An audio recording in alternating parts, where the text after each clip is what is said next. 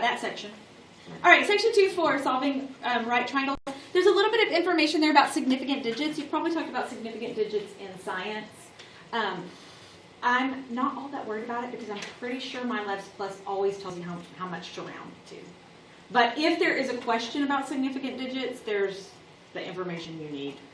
You probably already know all that stuff. All right, so let's jump down to part 2, which is solving triangles.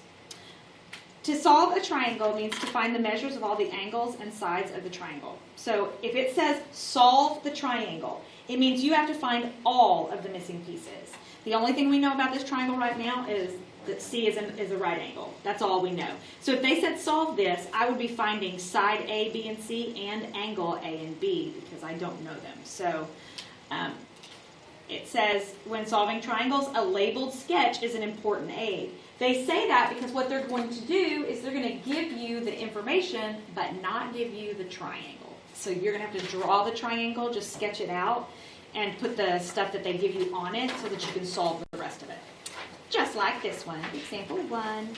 Solve right triangle ABC. So we have triangle ABC. C is our right angle. If B is 28 degrees, 40 minutes, and side A is 25.3 centimeters. How do we know where to put what? Remember the side is across from the angle. Just always make the right angle C, and then the other stuff doesn't matter. Okay. It'll all work itself out as long as you put the side across. So this is A, and this is little b, and that's little c. All right, so it tells us we need to solve the triangle. So first, let's find angle A because that's the easiest thing to do. So in my you can do it in a calculator, or you can do it in your head if you want to. I don't care. I just need to do 90 minus 28 degrees, 40 minutes. So angle A is, all right, it gave it to me in it gave it to me at 61.33333 degrees, which is great. 61 And what degrees, third? 20 seconds.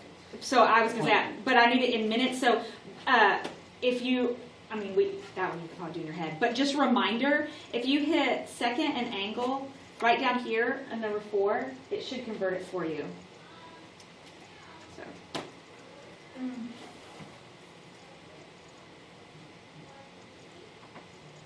All right, so now I know angle A. I know side A. I need to find side B and side C. So I can use whichever angle I want, doesn't matter. I'm looking, right now I'm going to find side B. So I could either use angle, so now that I know all of them, I could either use angle A and opposite over adjacent. So I could use tangent with opposite and adjacent, or I could use angle B and use tangent, opposite and adjacent. Doesn't make any difference which one you use. It's about the same since both of them have minutes. So since B was the angle they gave me, that's what I'm going to use, angle B. All right, so I'm looking for side B. So I'm going to do tangent of 28 degrees, 40 minutes, equals, tangent equals opposite, which is B, over adjacent, which is 25.3. Now, it's easiest if you go ahead and do the algebra part first and then put it all in your calculator. So if I need to solve for B, get B by itself, I'm going to clear this fraction by multiplying by 25.3, which means I can multiply this side by 25.3.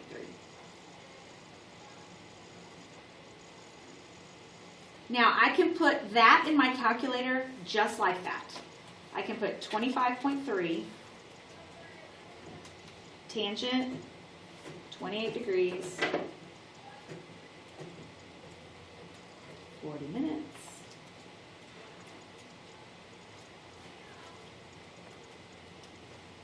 and you get 13.83. Side B is 13.832. Now I need side C. You can use trig functions if you want to.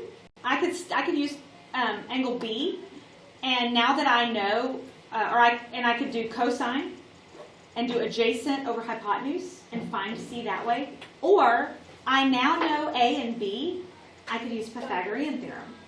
It doesn't make any difference which way you do it. I don't know that my last plus is going to say this, but let me say it just for the record in case it does. If it talks about calculating and not rounding your interim values, or it says don't round until the end, or don't round to your final value or something, what they mean is, if I'm going to use Pythagorean theorem, I'm just going to jump up here and grab this value. I rounded on my paper, I put 13.832, but I'm going to use this value and square it. So I'm not rounding any of my interim math. I'm just leaving it in my calculator. So I'm going to take that and square it, plus the side that they gave me, 25.3 squared. Take the square root of that. And I get my C value to be 28.834.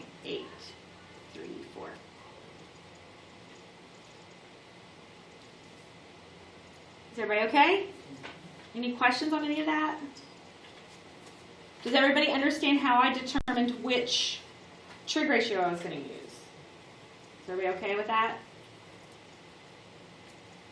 All right, so side note. It says we could have found the measure of angle A first, which we did, or the values of the unknown sides. We could have started, I knew angle B from the beginning, so I could have started by finding the sides first. It doesn't matter where you start. There's several different ways that are going to get you the same answer. I could have used different trig functions. I could have used tangent of angle A and found it that way. I could have used cosine instead of Pythagorean theorem. It doesn't matter. There's several ways you will get the same answer either way. So here it says to maintain accuracy, always use given information as much as possible and avoid rounding off in the intermediate steps. So that's what I meant by grab anything you can in your calculator, don't round. Because rounding remember those are approximate answers, and the more you round, the more chance there is that you're going to be off just a little bit of a decimal. And y'all know how my plus is. If you're off, it's wrong. So the less rounding you can do, the better off you'll be.